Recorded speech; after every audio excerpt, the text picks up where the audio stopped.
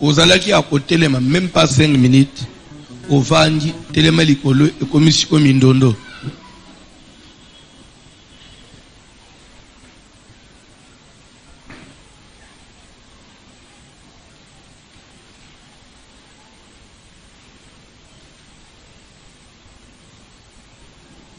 Amen. Bazotanga Marc chapitre 5. Tu vas la premier verset.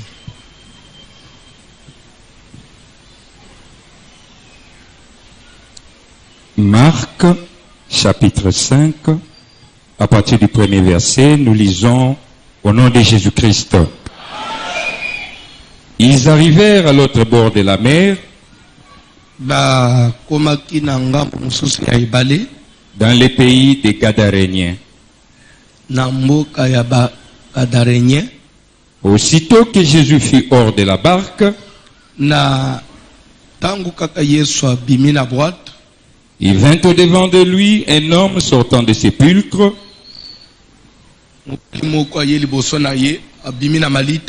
et possédé d'un esprit impur.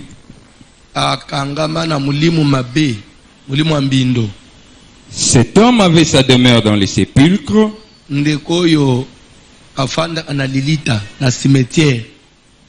et personne ne pouvait plus le lier, même avec une chaîne.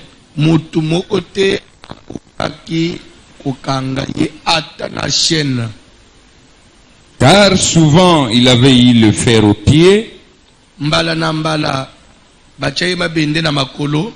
et avait été lié des chaînes. Mais il avait rompu les chaînes et brisé le fer.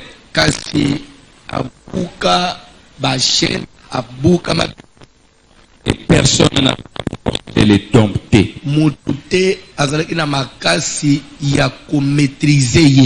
Il était sans cesse nuit et jour dans les sépulcres et sur les montagnes.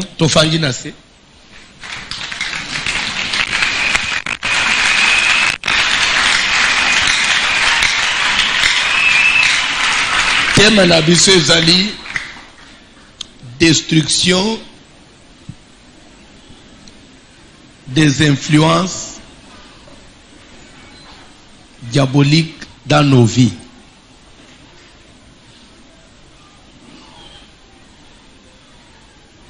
Influencer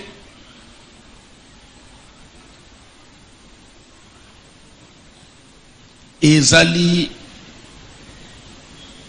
une sorte d'autorité, pouvoir, oyo ememaka mutu na likambo songolo et favorisaka. Et autozolobela les influences diaboliques. C'est que dans la vie, il y a le diable, il a de l'autorité. C'est le diable qui domine, qui contrôle, qui a une mainmise dans un domaine ou un autre, il y a vie à Moutou.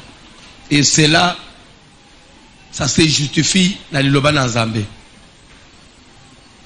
Nous allons d'abord comprendre.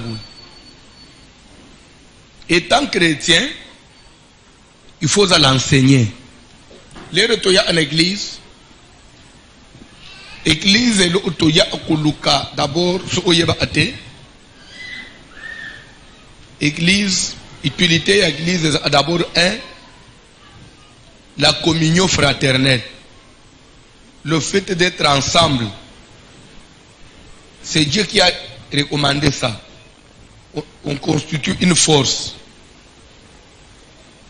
C'est pourquoi dans la Bible, les hommes que 2 valent mieux qu'un. Mi balé ki moko. Et tu as français, pe ba yolo banandenga na bango, l'union fait la force.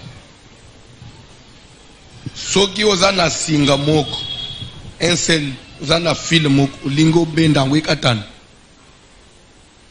Nazo pe suku tu singa musika, zombanzi ya kombo, moko salani bukango. Ubukango facilement, oui ou non?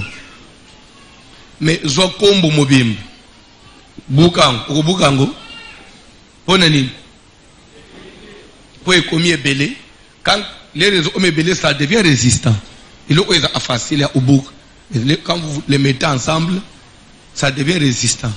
Même chose. Église, les chrétiens, toujours sangal. Ceux qui ont beaucoup de moko, les toujours sangal, beaucoup de sociétés.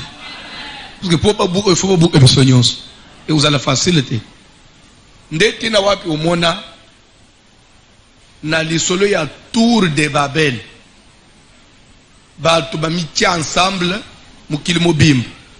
Ba tuba économie na bango nyonso ba tia ensemble o batonga tour moko ba omatina lol. Nzamba pense ki bango oui ou non. Pe nzamba zolo bake maintenant qu'ils sont ensemble et ils parlent le même langage. Qu'est-ce qui les empêcherait d'atteindre leur objectif? Donc nous avons besoin de nous empêcher tout le moment ils sont ensemble. Nous avons besoin de banque. Nous avons besoin de la panzabat. Église, nous avons besoin de former cette communion-là fraternelle. C'est une force. Et quand nous rentrons dans cette communion-là, c'est difficile à avoir, même par ta propre famille. C'est pourquoi on a toujours besoin d'appartenir à une église. Kozala kana lo yenge ya batwana likambuke na lunga nangai soka moneka nguli yoto ya muke na lunga nangai nafanya nangai de deux ceux qui toya à l'église ezaka poto za l'enseigner à l'église toujours acquérir connaissance oye koki ko aider biso pe comment se comporter comment se tenir même devant la réalité à l'église, nous venons acquérir de la connaissance. C'est pourquoi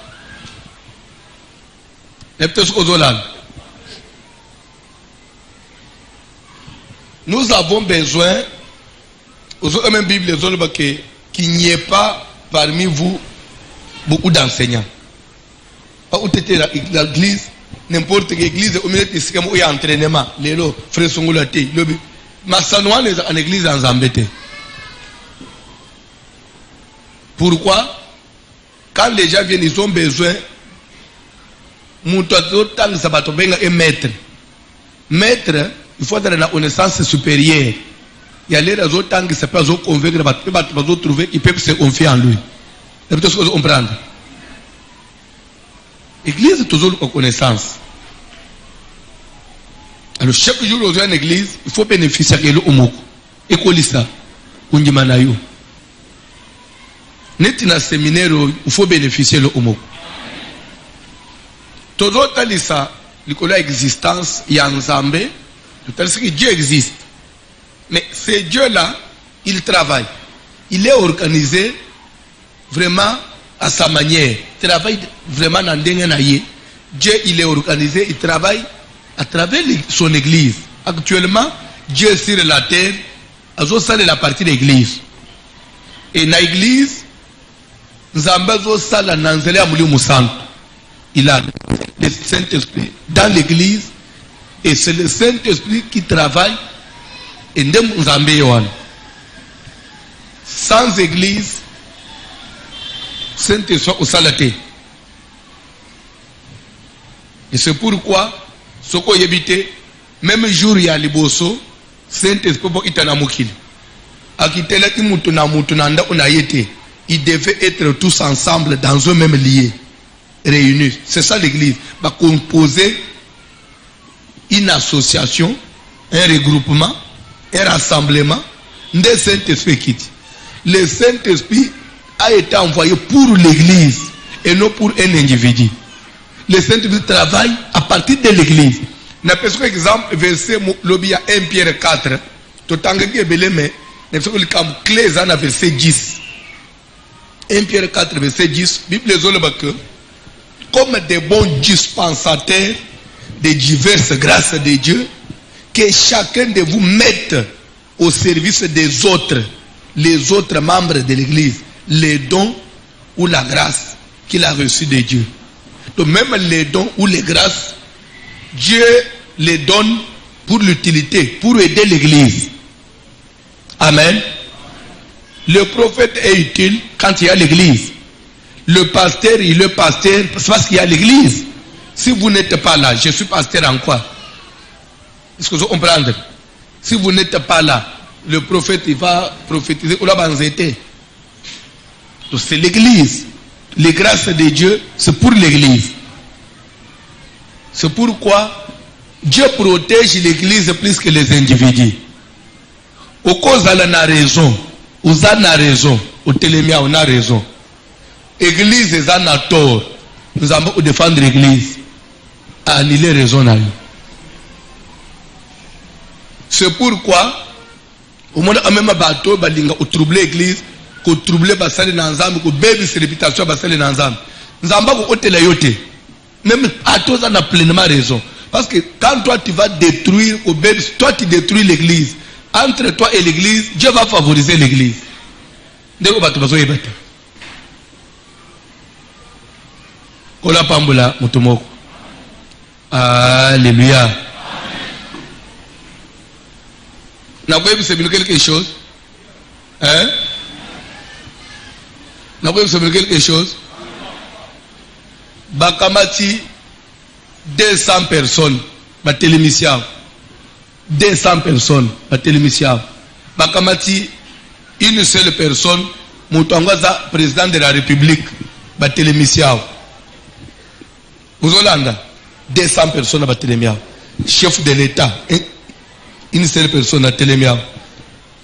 Balobi, Bopo, na Tolimito Boma, entre 200 personnes, na chef de l'État, Moutumoko. Vous préférez Babou Manan? Pardon? Mieux Boma 200 personnes. À 1000 personnes, na chef de l'État, ou 1000 personnes, battre chef de l'État. C'est pourquoi Soko Yébité, dans une république, la personne la mieux protégée, c'est le chef de l'État. On peut encore accepter Mboko Yepanza, mais il va sauver. Parce que si lui tombe, toute la république s'arrête. Mais si toi tu meurs, le pays continue. Et la vie continue. Mais si le chef de l'État tombe aujourd'hui, l'obit au Sanganate, oui ou non? Tout le pays, donc tout doit changer. Amen. Et Mundjimi Mokwa Kobel, Mundjimi Mokwa Koya prière. L'église fait quoi? Mais si le pasteur tombe malade, toute l'église tombe malade. C'est pourquoi ils ont un adage Mokoya Bamikolo et Lobaka. Na libala belisa moi malamu mama bel moi na bel mais mobilité. Soko belisa mobalinda union se bela na pto soko yeba. Pour papa nda luka ka papa nda sala anyos. Malamu atamwana bela mais papa zala bien pour akobima aki ulu moyen to soigner moi bon soko papa bel. Na yo maman mulu ko maka malade. Pas nyo soko ko maka mal à l'aise. Pourquoi? Parce que c'est ça ma mon ensemble. Na pto soko comprendre quelque chose. Et ça esengeli bilo esengeli boyeba.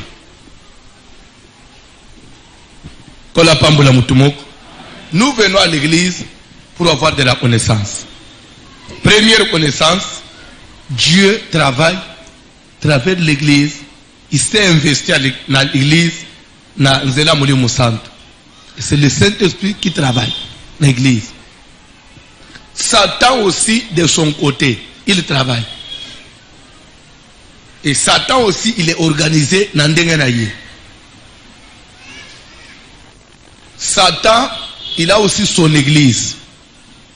Église, il y a Satan, des regroupements mystiques, occultisme, science occulte, sorcellerie, magie blanche, magie noire. C'est l'église du diable. Il y a une fausse église. C'est l'église du diable. Et dans une église, il y a à s'investir à travers les démons. Communément appelé les esprits mauvais. Et le diable travaille comme ça. Ngouya na yenyos a déversa na l'esprit mauvais. Qui dit démon? Nous avons 4 groupes de démons, classes de démons.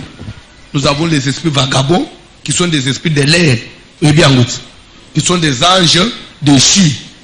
Nous avons les esprits humains, les plus dangereux encore, les esprits humains, entre l'esprit humain, nous avons les sorciers, les magiciens, les marabouts, les occultistes, l'esprit humain, des mots humains. Nous avons les esprits des revenants. L'esprit à Batoubakufa, manipulak. Tout ça est des démons. Et nous avons les esprits des animaux. Na yambi, maman mokolobi, bazo vendre ce qui côté ya. Après, à côté à Bamboudi wan. Alobi papa, na yena ishasa yeye moko utina province orientale. Abundi nzamba sungiye, na bakubunda bunda zimwa mbonga, sumbi mwa mabele ba otewa, atonga mwanda unaya fali. Kaka bolingo na biso ba africain, na omipe quand même stable, na kozala ngamu ote, nda bengisi mama na bango, na isangani. Mama kozala, unate aya pe awa, tozala, una na bapasi, una azamusika, quand même nzamba zo sunganga oto. Mama pe, lera zo ya, yaka yomo ote, mama azui, ko ona ye moko amuke a 13 ans. Mwana ya mwana na ye moko. Aye na ye. La sœur me dit, depuis maman a commis un ndako, azo constaté que il a marché sur ses athées. Bakopa na ye nyonso ekangami. Même viboy izo simba sauté. Mais ameki mpembo, asa kama mtu landa ba prière ba nini. Vous savez, homme spirituel aza différent na mutu naturel. L'homme spirituel juge de tout. L'homme spirituel analyse. Quand on est un homme spirituel, il faut faire l'analyse de chaque situation. Il faut chercher à comprendre le pourquoi de toutes choses.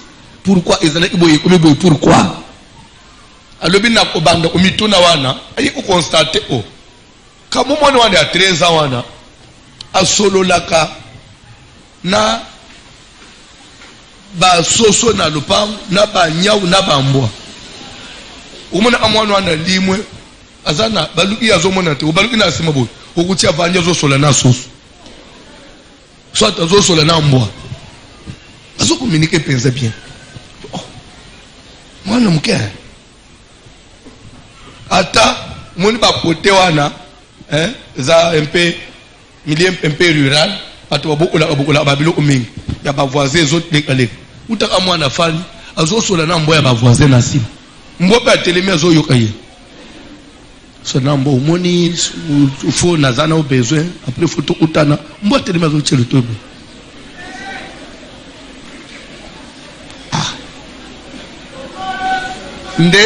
Nde kwa lobite me ata bala mangwa solola na mpunda meza imbala moko ya mwano elikebele nda bengiye yo na constate zo solola banya abi oui na solola na banya na ndenge nini eto yo ana bango bien to communiquer ka ba mwana ba ndiko siku mune banya manyonso sini na bina solola na eto to ana nini kam to sala na ndenge nini yo za mwana wa te na za ndoki ngai nazana misala mulili banda kala lero ko kwa meminga yao nde batu ya mboka bakoma oya nanda unawa balubi fona liya yo koma yo yena ishasa ubungi utongi nanda ubengisi mama na bino bango batikala na mboka ba souffrir yo mema mama na bino koma malamu wao ebifoto boba yo misala no nyonso deja na sina pesi akena deja na isangani lo mu esemba za iteliko yo na boma yo ndende kwa pakati mbangwa ye na epa voisilo itela papa bazo bomanga na mwana ngana benga imama na benga imwana wana te papa mwana uzana nabi kelam pour dire que dans les animaux que vous voyez là il y a des esprits ndoze umona même ba ibu balila wan ba ndoki ba ota ana ba ibu ndoki ko kota na libata na lupango ba puku musomo na ananda usispe umoni puku azo tambule likola mi atrima termino so osali puku bo yepa sali obo wana puku normal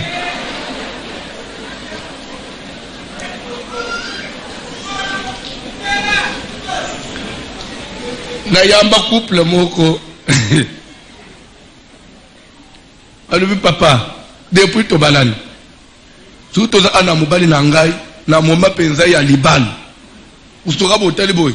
On pour mo déplacer ma ça binobo. On dirait chaque jour il y a quelqu'un qui assiste biso. Azui di papa bambier pourquoi esquiver article. Pourquoi zolongwa te?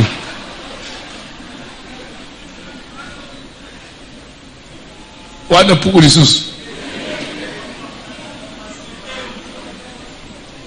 Wana tata moi aussi.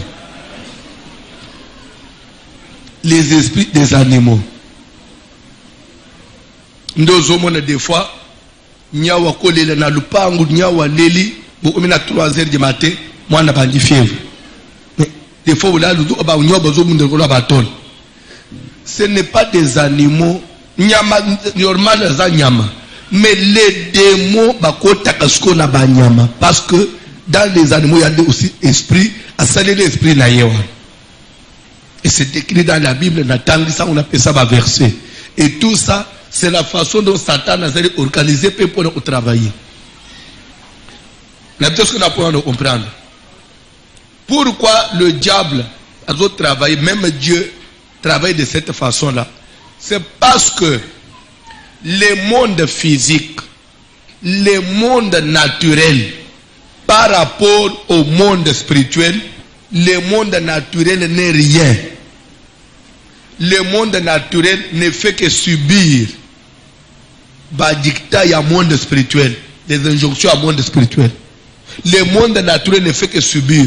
Mukili ya maïna makila et décide à quel côté, mais subit ça. Ce qu'on y habite. Et subit ça, ce qui est dicté là-bas. Les gens qui dicté le homo oboy. Nde ezo zo vie dans le monde physique.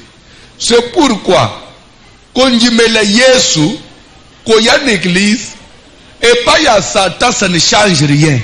Ça, ce n'est qu'un pas, c'est toi. Mais ils ont dit que c'est Satan. Ne peut-être que vous comprendre. Au moment où Jésus, les disciples, il y a Jésus. Sans le Saint-Esprit, ça va être ordinaire, ça va être tout. Mais quand il y a un peu de moussant, il n'y a pas commis bateau. C'est pourquoi aux hommes, même dans l'acte des apôtres, chapitre 4, ce qu'on va dire verset 23, la Bible dit après la mort et la résurrection de Jésus à Sakéi, babali okanga kanga bango. Ba disi bazo persécuter bango.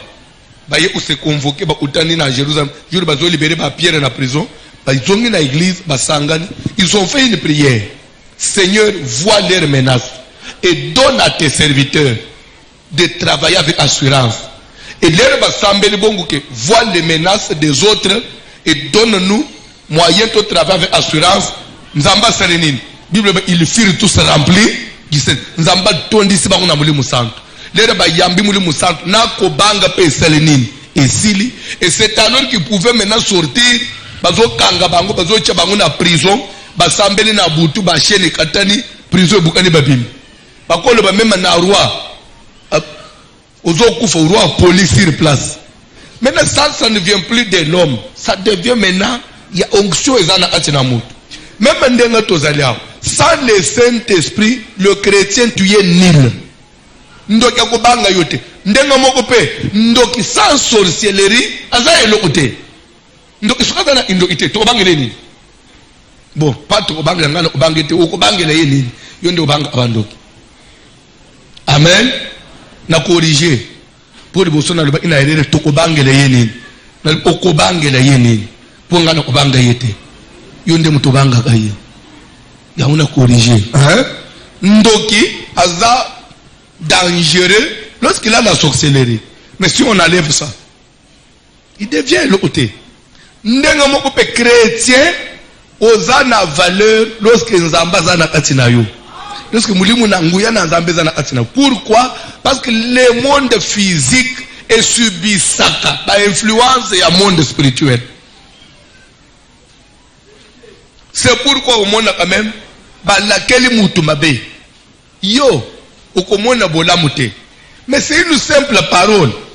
Mouto ya kei, lobi lobi, vi na ye bandi ko se détériorer. Vi na ye bandi ko se détruire. C'est une simple parole qu'on lui a adressée.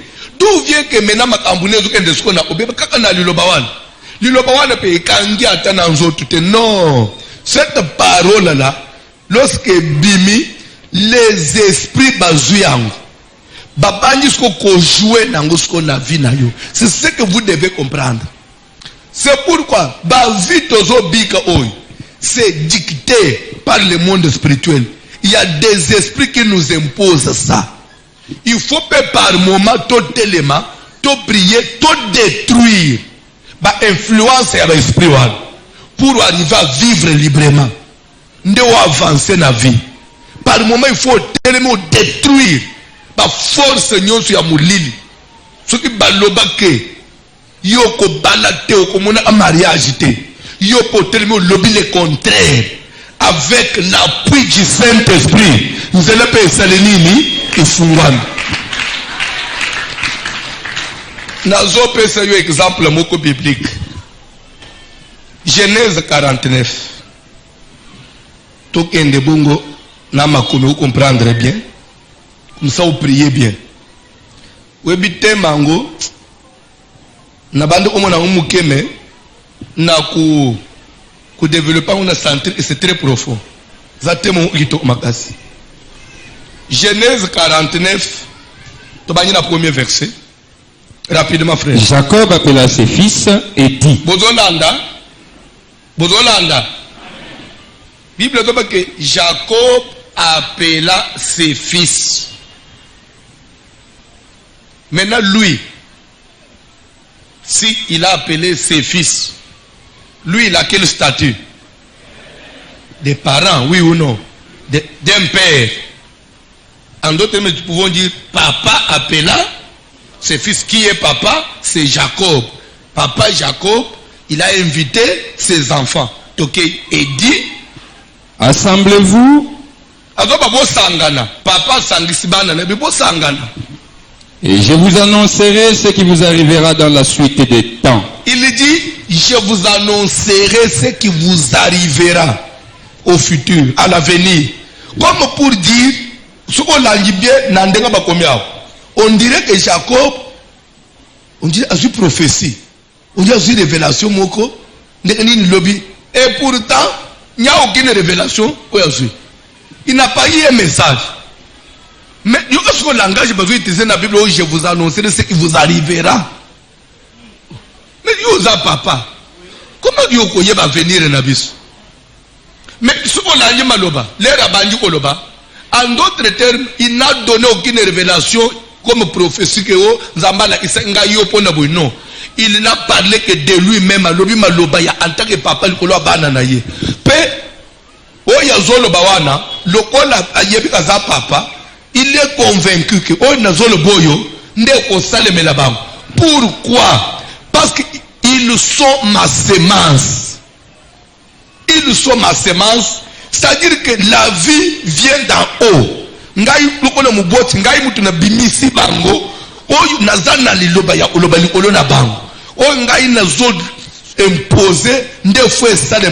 Donc vous les esprits, vous devez suivre ça.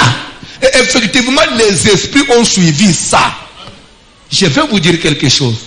Bien, vous réussirez. Jacob a 12. Et parmi les 12 fils de Jacob, il y a Mibali, a 13. 12 fils, pour être vraiment plus précis.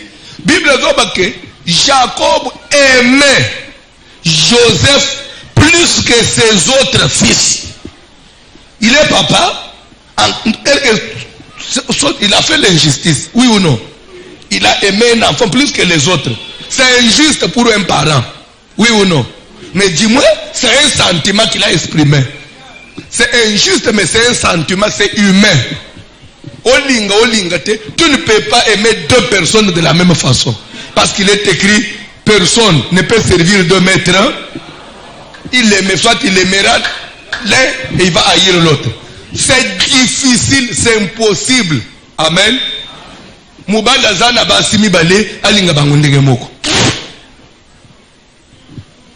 Même si vous faites semblant, il y aura toujours un passion. C'est difficile. Moi, ça, on peut vivre na mibali mibale, alinga bangonde nyamo. D'ailleurs, kutupo na mwasi et comment mater. Ya chasse basala. Wana nakini, mais pas dans Zambé. Motema mwasi. Jamais Zamba sala mpono kobola na batu mibali. Na lunga to na telem. Ba sere bazo ba lunga yo ba telem tala sikoyo. Ba sere bazo ba leka. Nazoya na mateya sur le mariage. Nazoya na mateya.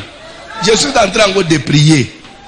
Dieu est en train encore ya ko équiper ngai. Nazo fungula makambo liboso. Moto opela.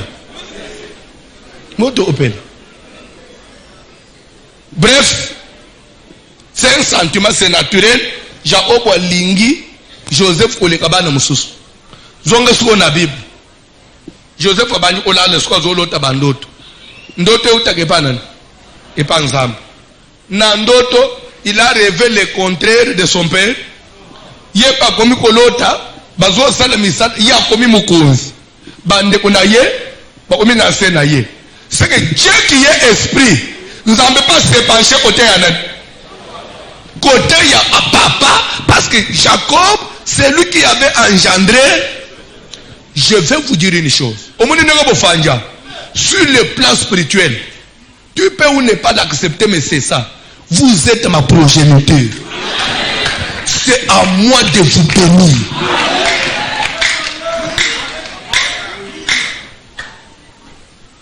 Vous comprenez que vous méritez ça. Il faut n'imposer. Et il y a peut-être vous comprenez, mais si nous bénit, mais pourquoi des fois ça tarde? Je vais vous ouvrir mon cœur, je vais vous révéler les choses aujourd'hui. Parce que vous êtes venus pour apprendre. Rebecca Zanazen accueille la consultation. Révélation Zobi Maboui. Des nations se trouvent dans ton ventre. Parce aux homona, ils ont une guerre entre les deux nations là. Au moins, pas si vous aux homona les lots.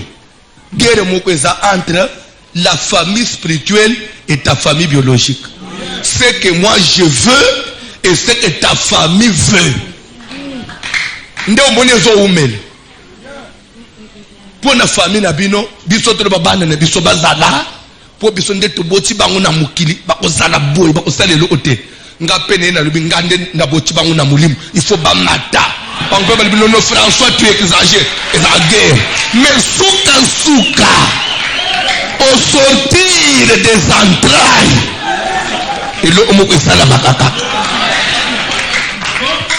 Et le homo que sala makaka. Papa. Ce sont des choses que vous devez comprendre. Ce n'est pas parce que tu es entré aujourd'hui à l'église que tout sera automatique, non. Parce que la guerre entre le monde spirituel de la sorcellerie de ta famille et le monde spirituel de ton église, de Dieu. C'est deux esprits et zobund. Famille no bazomono soki batiki yo bongi ndenge biso tolobi. Onye bande kunonyo suba omone bangonyo suba kukima bakoye pa na nzambe bango bakoperde na minito bakotika mema bapaye bangonyo suba osali ko yo muto ye pa na nzambe obonga nanu te de pere ko yo kobenda ba mususu so oyebite ndegera wana maloba mibale zobunda dipamboli ya église na condamnation à famille. Ce que Dieu veut et ce que la famille avait le ténèbre avait imposé, la guerre. Bible dit que Jacob appela ses fils et dit, assemblez-vous, je vous dirai. C'est-à-dire que c'est pas la ndenge toyeboy. L'église va pas mbula kayo. Va pas mbula kayo. Parce que il y a des influence spirituelle. Le monde physique subit l'influence du monde spirituel. C'est le spirituel qui cherche à influer sur ta vie. Le spirituel. Maintenant, dans le spirituel là, spirituel dans la kaka ya moulilité. Il faut y ensemble pesala. Et zo luka peut influencer positivement. Et tindi kayo mata. efungula yo bonga ya kindoki pe bazolinga bazingisa yo ya nzambe pe zokende na contraire. Et c'est une guerre. Et nakati na bitumba ganyaza na kakaka. Landa malembe. Landa bien. Lere Jacob abandi ko lobazoloba akomi na mwana ne ya liboso Ruben. Ruben, tu es mon premier-né. Abandi ukumise Ruben après ko mais Ruben, tu n'auras pas la prééminence. En d'autres français, ça veut dire tu n'auras pas la première place. En d'autres français, ça veut dire je t'ai dégradé. Na longoli droit de naissance na yo. Na longoli yo ki droit ya kiyaya. Ruben na botolo kiyaya na yo. Na kitisi yo. Na cheo na se ya bandi unonyonso. Donc Jacob longoli le fils aîné a commis le dernier. Est-ce que vous comprenez? Ce qui peut éviter. Alléluia. Alléluia. Na ndaku ya Jacob, Judas quand bien même, avec le tribu royal, Judas n'est pas plus puissant que Joseph. Lévi a commis chef de l'église. Lévi n'est pas plus puissant que Joseph. La bénédiction prophétique de Jacob. Lisez sur Joseph au monde. Jacob dit, Joseph, tu seras le berger de tes frères. Quand on dit berger, ça veut dire pasteur. Ça veut dire gardien. Ça veut dire chez qui tout le monde doit aller se réfugier. Na oyaza roi, yo le berger na ye. Na ba sacrificateur wan, yo nde berger. Na lo belo omo. Aaron était le souverain sacrificateur. Ça veut dire le numéro 1, oui ou non? Et Moïse était le prophète. Et Aaron et Moïse, qui est plus grand? Pourquoi Moïse il devient grand? Parce que le prophète, c'est le prophète qui installe, qui institue même les sacerdoces. C'est lui qui a consacré Aaron. Le prophétique, ils ont dominé sur les sacrés. Vous comprenez, hein? Prochainement, ils ont chapitre Moulaï. Zamba Pambula Moutoumoko. Bâtir maintenant Joseph berger. Tu as fungulé une chose. Alléluia. Nana Joseph berger. Jacob. Nana détruire Ruben. Jacob. Pourquoi Jacob a détruit Ruben et il a établi Joseph? Parce que na droit de naissance ya Libal, le mariage, il y a Rachel. Et ce que j'ai dit est dans la Bible. Le verset 1. Na droit il y a Libal, il y a Rachel. Satan a sali tout, na place ya Rachel ba otsi Léa. Ce que Rachel a porté na Libal muto aliboso, yende muto alinga banda ubota mwana aliboso. Et puis mwana ya aliboso linga biba Joseph. Ce que c'est Joseph qui allait être le fils aîné, elle a dans la droit d'aînesse. Satan sali tout, bazongi si Rachel sima, bale ici Léa, pe Léa boti Ruben. Wana nde logique ya bato. Nde logique ya bato. Les risques makamboye comme na faisabilité. Jacob olubino, il faut toujours que ça m'a amunanzela, nandenga normal. Aye ko dégrader Ruben a quitté. Du moment il a dégradé Ruben, il a même dégradé Léa. Pour dire que ato benga moi c'est aliboso ezali bale na yote, oza moi c'est aliboso te, moi c'est aliboso eza Rachel, a dégradé na Léa. Nda ye ko établir Joseph. Et je vais vous dire une chose. Nani sikoya sali saki Ruben rêve. Pour abimana moi si papa ne peut pas ko dégrader ye. Sur le monde spirituel c'est Dieu. Pour kaga agala accuser à perdre pour bayo komatisa oya sengela. L'influence du monde spirituel. L'influence du monde spirituel existe. Si vous êtes sous une condamnation de ta famille, oyo luka osilisate famille no bakoseli so erere na église ndengo fanji boy oyo akakanda ofinga ngai nanga pena siriki na bino na kofinga ngate lobanga mutu na bimise na makamu na nzambe te okepe okachevi so yo ko comprendre que na influence abitumba famille na yo oyo longa kiawa te ngana priya na bitumba famille na ngai eko ko selisa ngai erere na makambo nzambe te ya ndenge netremo na bando kofinga evete te c'est wani bitumba famille nga bari ipere ngai même yo ko pesa ndele na bitumba famille bari ipere hawo te ya place of fanja no bi pasteur exagère na nini papa oh non après tout c'est quoi yes on sait nina ya so mi mone trop c'est-à-dire bazui yo ribe baselisio ele okende uzobile ribe basi bazai bele na mukili mwasi yo moni kitoka ya papa na yo ça dit baselisio influence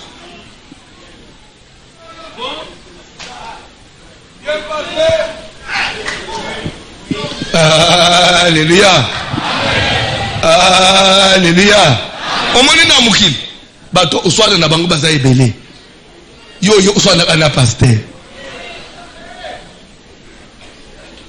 soit na ba voisin soit quand et pas pasteur assemblée là yo so yo soit na pasteur voisin muto obongisa yo papa tanga bible nazo passage à souka to prier rassemblez-vous et écoutez fils de Jacob, écoutez Israël votre père. Il dit écoutez Israël qui est qui. Vous savez quelque chose? Il faut écouter celui qui est ton père. Parce que c'est lui qui a un mot à dire. Bokendele boso. Beau réussir. Soki na liboto bima bozwa kate à partir ya lignée spirituelle awa église okozwa.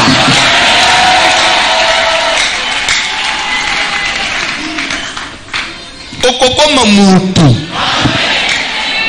soki na famille bokufaka avant l'âge okonuna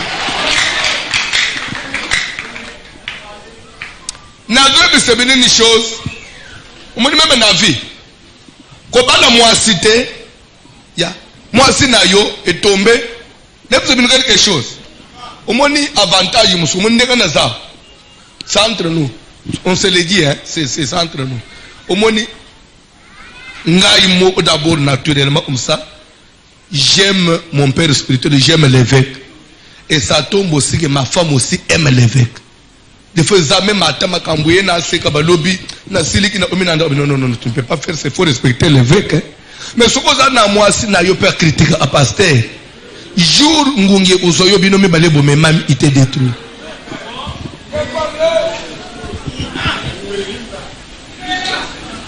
Vous comprenez l'information à PC? Ndé bisika ba tusu ba yeshuaka. Omoni mabaloyi yeba ko makobana. Bana pe mubala za na semence ya nzambe. Mubala neza kalikambo muke makambo église lisusu te. Ya église hôtel wapya.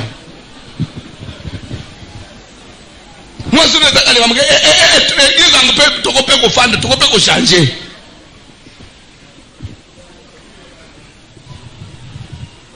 Uzoele kiye wapi?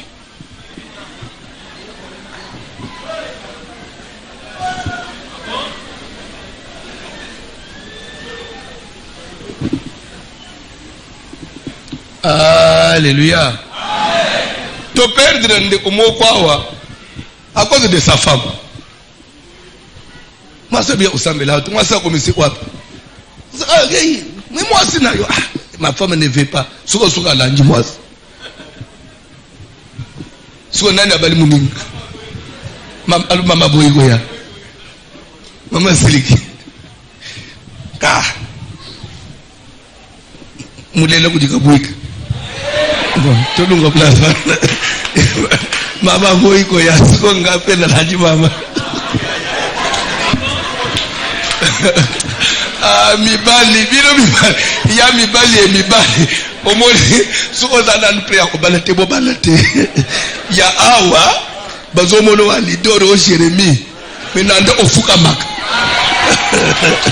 Puta, awa lidoro za feu. Menanda mets-toi à genoux. Tala mlinga mutu à genoux. Sikoyo, qui a lidoro no sana nini. Même si c'est quelque chose.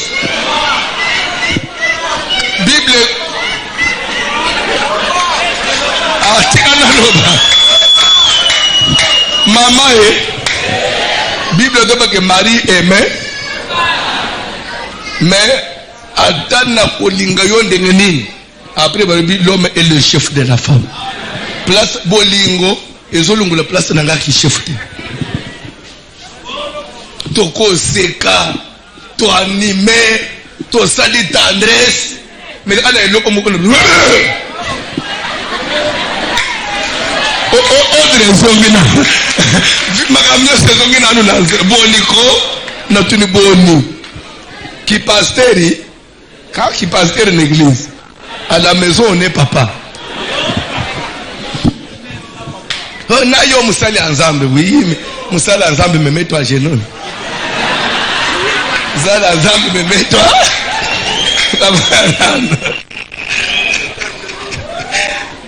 Bon, nous place na boy pas problème. Maman soki na lobi mabe bolimbi c'est ça la vérité. Influence. Ils appellent à base influence. Influence diabolique dans ta maison. Influence de ta femme dans ta maison. Destruction des influences de ces femmes. Il faut aussi détruire l'influence de vos femmes et l'influence de vos maris. Ou bien église ou bien gaï. Église spirituelle, yo moto. On parle d'église de l'église. Yo souka na oya yo. Makambo église c'est le salut. On parle de moto. Ouzo elekiwa. Koto la onini.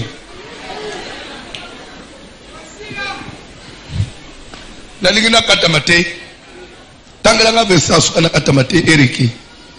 Era mpe ya mikolo yo elanga oni depuis yo que tous ont respecté temps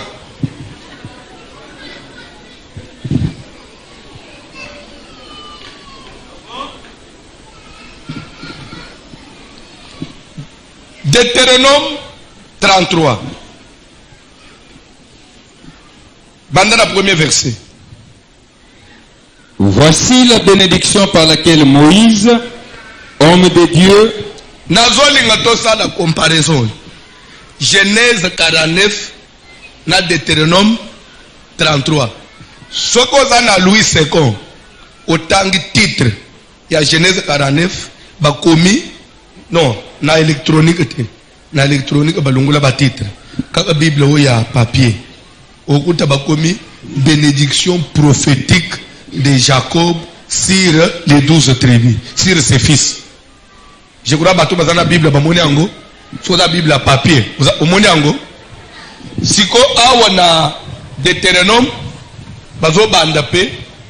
voici la bénédiction par laquelle Moïse, homme de Dieu, bénit les enfants d'Israël avant sa mort. Moïse, lui, il agit comme homme de Dieu. Et Jacob, il agit comme père de famille. Là où ta famille agit, c'est qui le connaît du botanayo. Bishop église, toi agir comme église. C'est pas le fait que l'église c'est une institution de Dieu. Aux autres temps que l'angaka l'histoire à Ruben, bandana verset 6. Kérubin vive. Nana zolo bawan. Alors kérubin fasse quoi? Vive. Et ce qui toquait pas Jacob, Jacob lui il avait dit que Rubin fasse quoi? Qu'il n'ait pas la prééminence. Rubin bimisa mutute. Papa muboti. Yo moi noy. Na mukilo osale lo kote.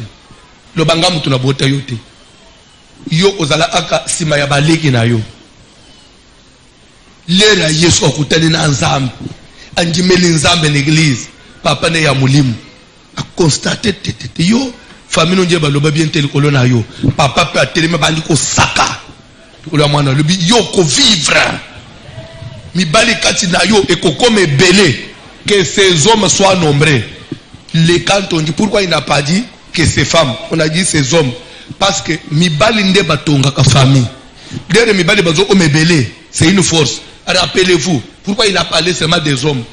Pharaon na Égypte azo signé mubeko bana na Israël babota so bana mibali te. Parce que ce que baboti bana mibali ba ko mebele ce que bitumbe ba osala nini. Qui dit homme dit force. Qui dit homme dit développement, puissance. Qui dit domination. C'est que quand Moïse dit que ces hommes deviennent nombreux, c'est en quelque sorte, il ramène, il fait retourner cette force, cette prééminence, cette domination que papa avait retranchée en Zongi Sango indirectement.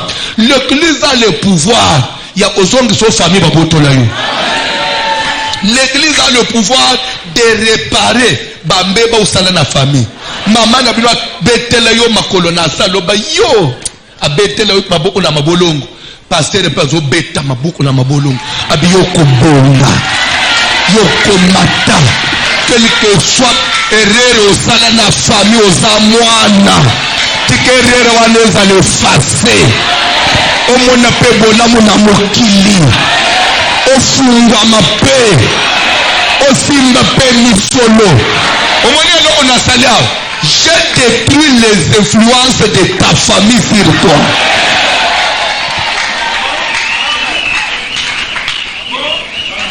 Pourquoi tu échoues na vie?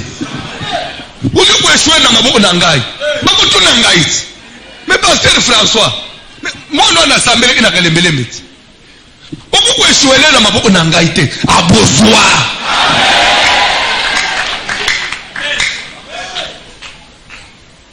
Na pesa kibi exemple moko mukolo moko awa papa bokilo azobenga mwasi ya mwana na ye mais na constater depuis obalani na mwana na ngai 6 ans bozo botete bokei na hôpital te peut-être otambule na hôpital papa bazo mona kangwelo ota mais beninga bakomi kosambela mwana na bon abengi ye mwana na ngai kolo bali mwana ngoza pe mwana na ngai beninga bakomi koluka nzambe yo koluka nzambe te papa to sambela kalbita nalanda pasteur mu na radio awa na seka alembeleme ukukoma nalo unate ndebite papa yo pe olanda ye nde place na sambela abal batika ba vanter yo bani usambe una depuis quand ndebite yo yo sokenda kwana to ande on ça fait taba 2 ans papa lui nakalembelembe et pas voici le mot comme on a dit oui bon ça va ukoza lokenda una me ukutana na yete sala tuka sikutana na ye habité nga utuna na groupe ya landela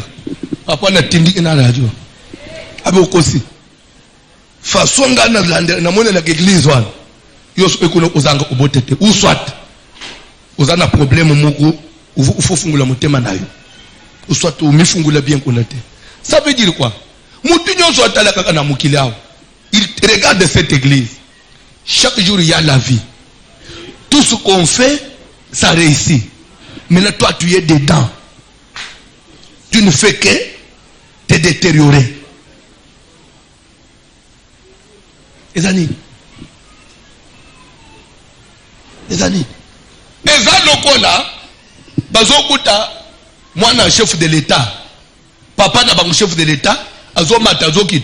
Moi, na wane suko na victoire. Aza chargé na bataxi bis. Suko, aswana pe na papa na bangote. Na pop ake olana na oya basola apena babale na mesa abimi na tongo ake charger par taxi bis ça n'existe pas mais chez toi ça existe parce que tu es avec nous mais rien ne change rien ne change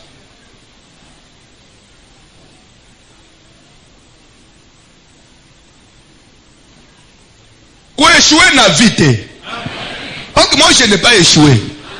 Dans mon ministère je n'ai pas échoué. Dans ce que j'ai fait je n'ai pas échoué. Tu dois échouer pourquoi?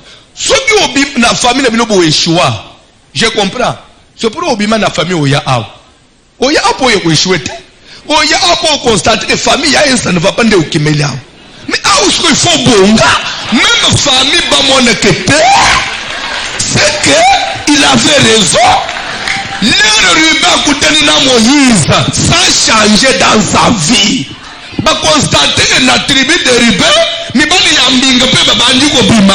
La tribu de Ruben, bah tu as malonga pe babandi ko tele bano. Ah, c'est que depuis bah Koutenina Moïse, tout le monde au papa sala ya mabe et salinine. Tika kindo kinyo sa libota na yo, o balati sayo, balati sompiri. Pili suki ya molili, yo kufela kaka mibali, yo kufela kaka mibali.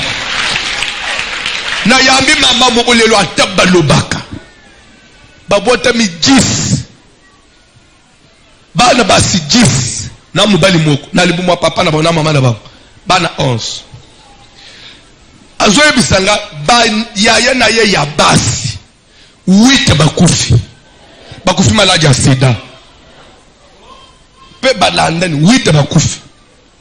Ye awutaki intérieur aye matanga ya na bangu ya 8e makufi sida nde ya matanga wana. Alobi semaine passée ba uchuko kunda mwana suko ya grande sœur na kufa sida wana. Mwana grande sœur na ye suko ya 15 ans pa kufi sida. Donc mwana pe suko bela suko malaria suko nini bagende uzonga sema ila na hospital bazonga sema ila mtu asida nde mwana pa kufi. Ezati azo epa mama. So ye mutu ayeki matanga abeli ka na 6 mois sala abeli akena hospital bakangie pena sida. So azoye bisangai so o ya mubali 11e na bangwa mubali wana azobela liboma mutu ebeba. So etikali suko kadete na bango ya mwasi po basala bana basigis ye paza suki na Gabon suki wa azapena sida. Do bana basigis nyos 8 basu office sida de batkele bazana sida ya mubali moko bima na libumu na azana liboma. Aya tuninga pasteur François. Eko la nini na bi eza influence diabolique. Ata sida ngo eyela kaka bino. Bandeko, au moins pas malade musuba tu bazwa ko. Il y a des influences. Il y a des, quand je dis influence, il y a des raisons spirituelles. Et vous êtes un musu papa na bino swana na papa na mala kele yemabe. Nde bino bana kutana kana mibali ya sida na yo bakosi. Nom de Jésus. Bakosi. Tika viwa ne bima meme na via bana na yo. Bila kali mabane bima meme na nzela bana na yo. Mwana noko kwenye ukweka na mubali ya malaji. Poki ya jisa. Mwana beli na hospital. Makili foba zoke sika makili kontamine. Ya yo mwana ifo. Erero wani fote makana na makili mwana na yo. Tozo détruire. Mi pepone na bana na yo te. Yo kobala nganga te. Okobala magicien te. Okobala mubala le isakabasi na kisi te. Au nom de Jésus, s'il y avait une raison quelque part, où il faut influencer pour qu'il y ait un piège, papa n'a vu la yote. Ou que nous coûtons de nous pour exclure un bon commerce, c'était jamais. On doit ça le prier. C'est le prier. Non, vous qui tellement. Les spirituels, il y a des autres dominés sur le physique. Mais il faut, il peut spirituellement travailler. On change ma niveau ya esprit. Pourvu que na physique, yo peut oublier conséquences positives. Ah, tika mufungwama. Bosimba pe ba montagne ya minene na maboko. C'est possible. C'est possible. Na maboko na yo wana. On fangi pe. On zo tanga $250,000. Il y a commerce. Il y a commerce. Il y a commerce. Ozo mikuto soso mille pangu, ozo tonginda, mais ce qu'on a la capitale na mabuku ya 250,000, oyo ozo le ko investir. C'est possible papa. Et là na bilongi oyo ba komate ke kaka bango. Non. Au moins même beaucoup de RDC. Au moins même parler du peuple. Au moins mikuto pe un jour sénateur na kati. Na zone baboui. Et dans un livre d'or, on va commenter que pour être sénateur, il faut être sénateur de la famille Kengo ou bien de la famille Tel. Non! Livre on a Congo Zalakate. Oui, comment que pour monter comme chef de l'État, il faut de la kaka monter un village boy ou bien il y a tribu boy. Livre on est Zalakate. Bakosa yote. Un jour, moi ne pas comme président ya Congo. Moi na yo na mboko. Oko mikutope. Osa ministre, c'est Obimipe ministre. Oko Obimipe gouverneur. Ka bakimbuta basali 12 ans. Mais batika ngulelo za mutu mususu. Lobi pe mutu musu ana ko lungo. Okuti pe ya yele binu pe burgomestre, ya yele binu pe gouverneur ya ville à Kinshasa. Oko tena mene ko to sala prière. C'est-à-dire que soyez aussi armés de ça. Na mitu na binwana. Même ndengo zo tambula boy. Okoko me pe pasteur pe ya munene pe. Okangi pe commune moko bo pe osel pe kombo na. To yena musala na nzambe pone usakana te. Bien les biso to bande okole to zo tala TV, pa pasteur a minene zaba évangéliste Kutino, baba Jésus na so ni afuta oui, pa voiture me pe ba ko pe ba ko kom. Pe to ye pe to kom. Pe to clôturer liste te. Pour mes années dans la vie, respecte les principes. Respecte les principes. Tu dois tirer liste. Na vie, yoza après, il y a au finga bat. Yoza après, il y a au bangé bamikol. Yoza après, il y a créer des troubles. Et foutaka mutute. Et foutaka te. Na vie kende molo molo. Tout ce qui est belé na mboka. Balingi politique aka muke muke ba même minduki. Balinga politique ya violence. Balimwe. Peut-être on prend ma caméra zone. Na pèse exemple la Congo. Ulinga politique ya violence. Ba comité. Ba toi non violence ne ba comme. C'est pour dire qu'il faut na vie au seul violence. Kaka bino ndebo zalaki. Baninga bazozo binduki. Bango balinga kabi. On dit que pèse au pouvoir. Les lobbies qui pèsent au pouvoir. Vous devez vous repentir vous les Congolais. Vous voulez une violence, c'est une église, vous voulez me faire violence.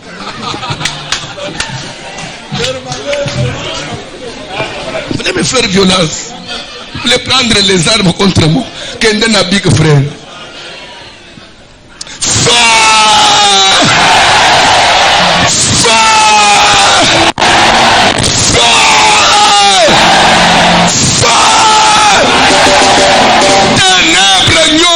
Ténèbres ya famille nangai, ténèbres nyosu na mutu nangai, ténèbres nyosu na nzela nangai. Pongana monopole te.